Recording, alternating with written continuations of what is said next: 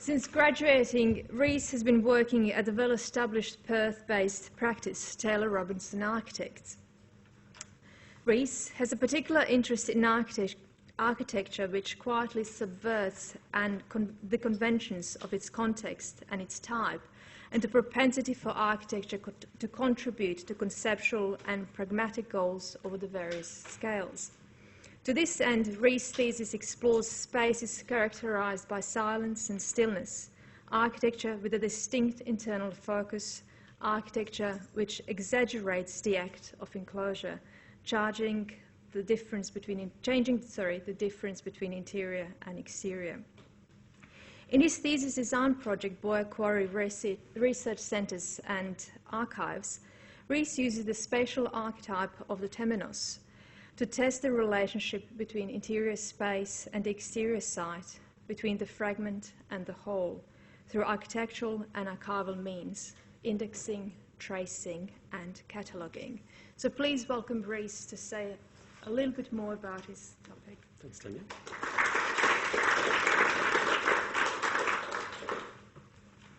Sorry, where do I plug?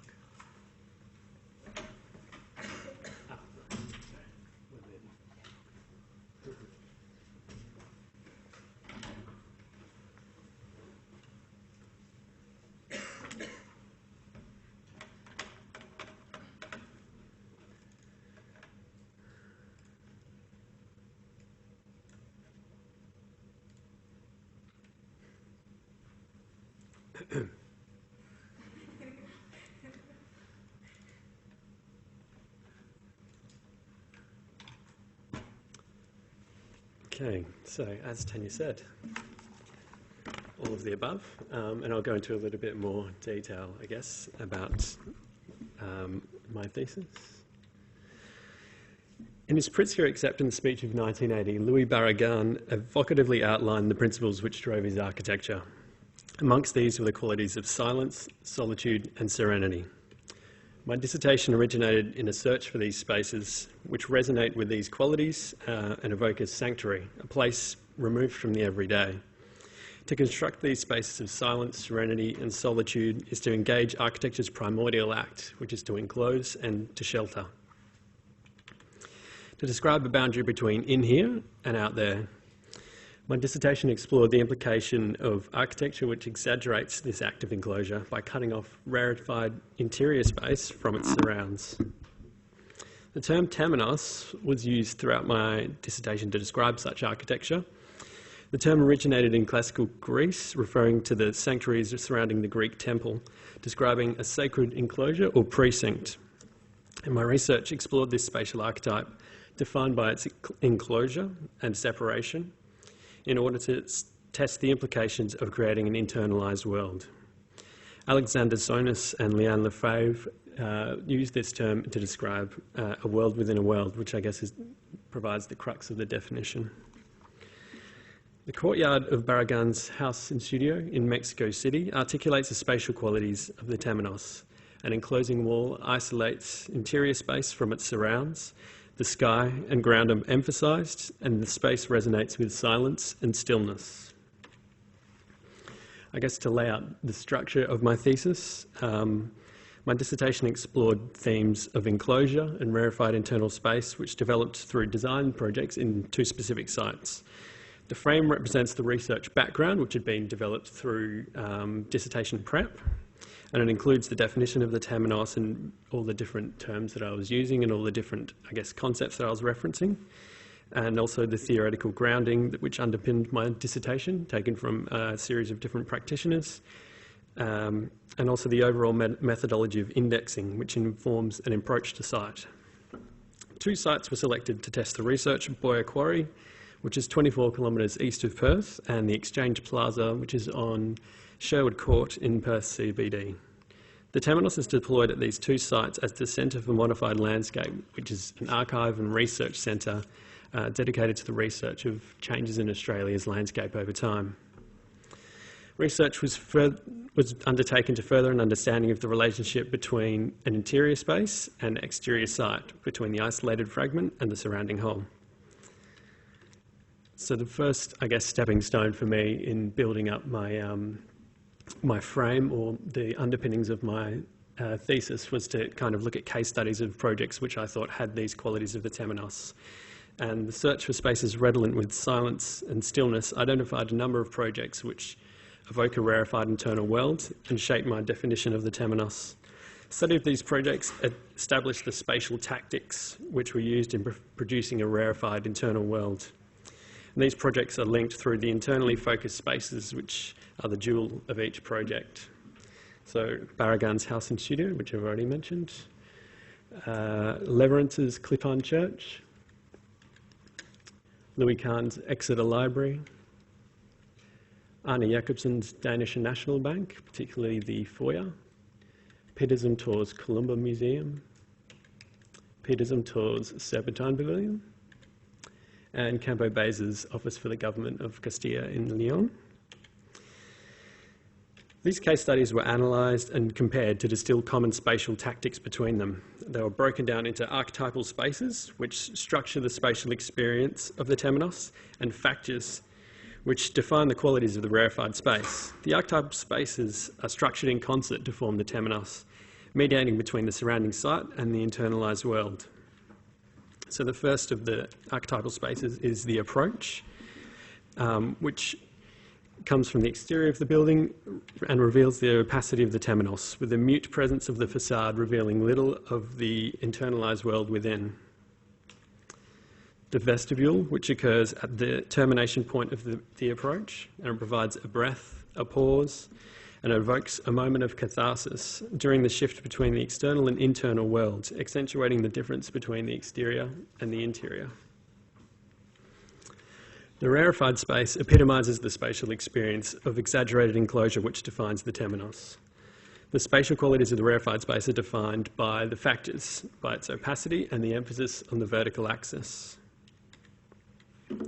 The first factor, opacity, defines the quality of the rarefied space. There's little or no fenestration at ground level, creating an internalised world which is separate from its surrounds. The second factor is emphasis on the vertical axis. This reframes conventional spatial experience by drawing one's awareness upwards from the horizontal to the vertical, as seen in the atrium of Louis Kahn's Exeter Library. According to Le Corbusier, the horizontal axis is associated with the body, the earth, death, and sleep, whilst the vertical represents action, alertness, and the spiritual dimension. The temenos shifts conventional spatial experience of the natural horizontal axis and reframes perception into the vertical axis, suggesting a sacred enclosure, a rarefied space which provokes catharsis. So 2 sites were selected to test the temenos. Those were the obsolescent Boya Quarry and the Exchange Plaza in Perth CBD, as I mentioned. The 2 sites were selected due to their shared history of the processes which made the sites through excavation and filling, erasure and renewal. Both sites experienced profound and rapid change throughout the 20th century, and both now lie dormant with their prior functions lost. The Exchange Plaza site forms part of the CBD, which, according to George Seddon, has a pronounced history of demolition and redevelopment, where physical foundations in fact no longer exist, because with each new building, the site is completely cleared and re-excavated to a depth greater than that of previous foundations. So he describes it as a sort of reverse archaeology. The remnant fabric on the site is erased with every new iteration as the city lurches skyward. The 2 buildings previously occupied the site, the Cecil Building and the imaginatively named Cecil Building No. 2. The original Cecil Building was built in 1937 and housed the French consulate for a time. This building was demolished to make way for Cecil Building No. 2, an office building, which in turn, after not too long, made way for the current iteration of the site, which was completed in 1991. The Plaza site's primary function is now to provide access to the Exchange Plaza Tower, which lies to the south, directly to the south of the site. The Boya Quarry is a remnant of previous quarrying operations across its own site in the hills. It's a scar winding its way along a ridge of the Darling Scarp with exposed granite quarry faces which string out along the bushland. The quarry worked between 1902 and ceased in 1942, when all of the saleable plant and equipment was sold, leaving only the remains of the compressor and the crushing plants behind. So this is how it is today.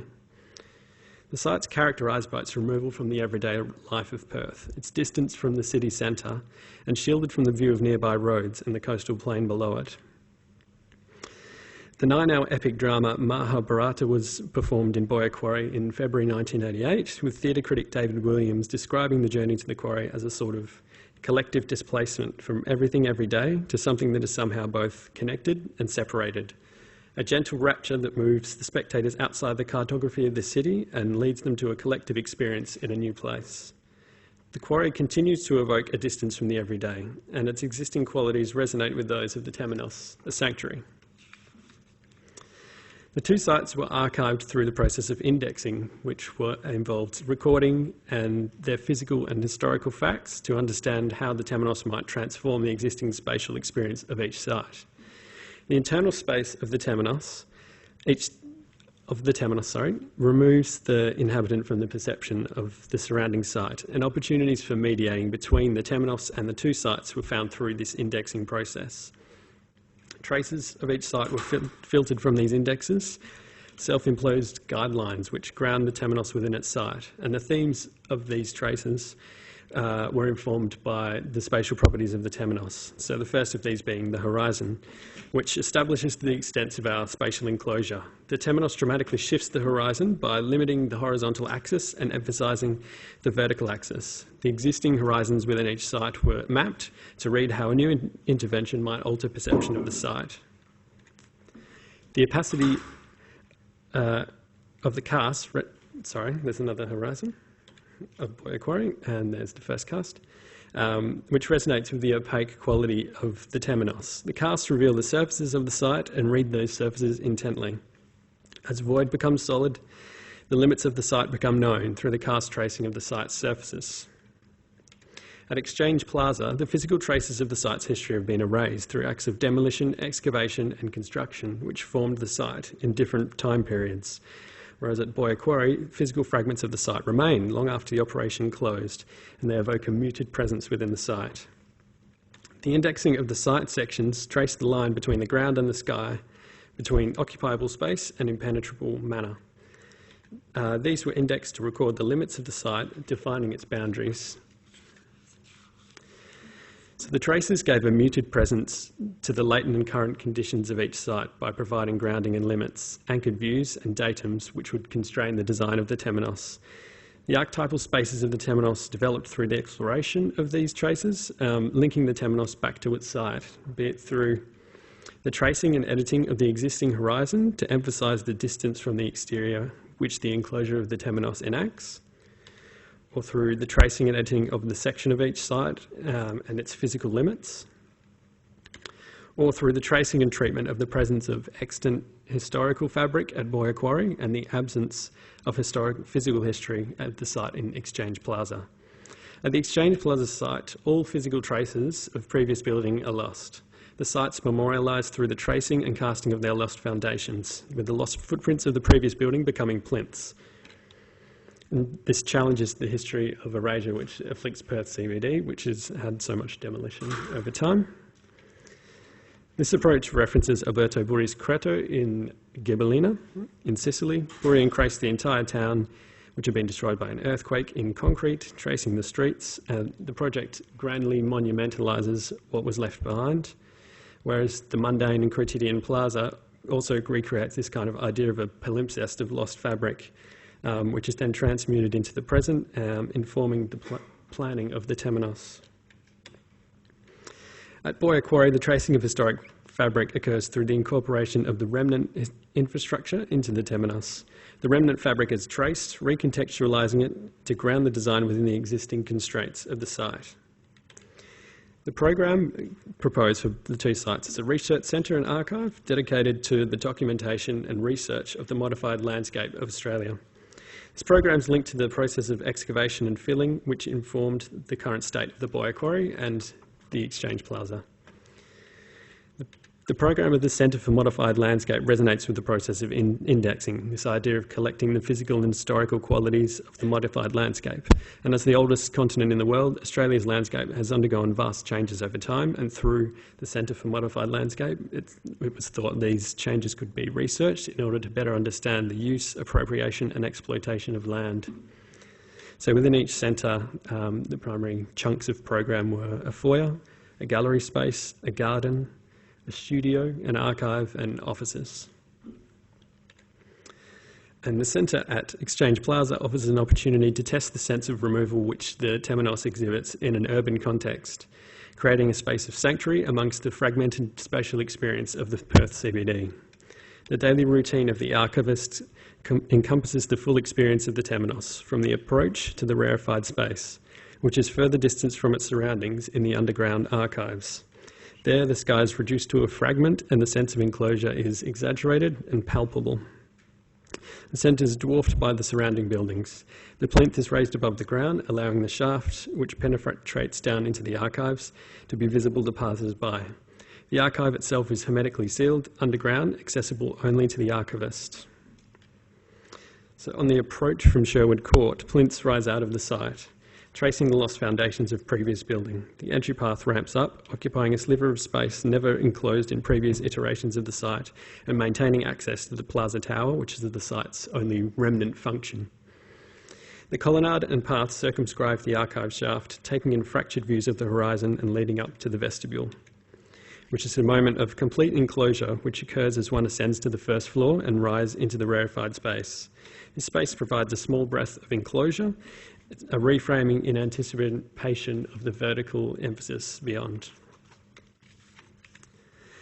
So the rarefied space is formed by an enclosed garden, which acts as a foyer for the centre. Here, the sense of fragmented urban space is removed, as the facades of the site's bounding buildings trace the horizon looming over the site. The horizon is layered through the foliage of the roof garden, and this vertical frame shifts the perception of the existing site. The centre at Boya Quarry owes its location and organisation to the intersection of two horizontal axes on the site. The axis along the buried former rail line and the axis between the quarry face and the CBD in the distance. The obsolescent quarrying infrastructure in the site is traced by the project, reframing the ruins of its long-forgotten function. The centre carves back into the spoiled embankment, enveloping the remnant infrastructure, reframing it in a new context. The archives bury themselves deep into the excavated terrain of the site, distancing and protecting their contents. Viewing tables for the public section of the archive are set into the remnant compressor walls lining the approach. The centre at Boya Quarry mediates between two horizontal axes, taking the spatial experience along these and transmuting them into the vertical axis in the rarefied space. Along the former rail line, the approach is formed by a colonnade, allowing a sense of enclosure to gradually envelop the inhabitant. The approach bleeds into the vestibule and mediates between the external world and the internal world of the rarefied space. The vestibule becomes a natural extension of the approach, which gradually increases the sense of enclosure as one moves towards the rarefied space. The vertical frame of the rarefied space casts one's eyes upward toward the sky, guided by the opacity of the walls. From within this space, the quarry site cannot be directly perceived. Through an exaggerated enclosure, the existing sense of removal within the quarry is exacerbated, creating a sanctuary within a sanctuary. My dissertation sought to better understand the relationship between internal space and external site, and the ramifications of creating a world within a world. The temenos focuses spatial experience, creating a space removed, a sanctuary, an internalized world redolent with the qualities of silence, serenity, and solitude, examining the act of describing a boundary between interior and exterior. Thank you.